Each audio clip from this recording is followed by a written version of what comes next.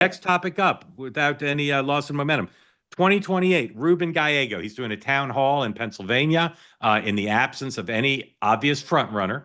He's being discussed now as someone, veteran from a battleground state, obviously appeals to the Hispanic community. Dirty little secret, he's as liberal as Bernie Sanders on a ton of issues, and amazing that he got elected statewide in Arizona. Easily the most liberal person to get elected statewide in Arizona in forever. So the question is, how do you rate Ruben Gallego's chances of being the Democratic nominee for president in 2028? Dan?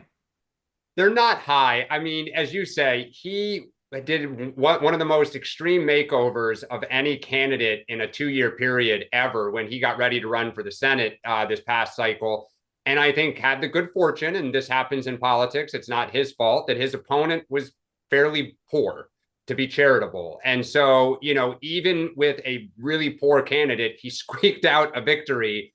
But I have trouble, after Kamala Harris had such a U-turn on so many positions, I have trouble seeing putting up another candidate who has a lot of who made a lot of U-turns on positions.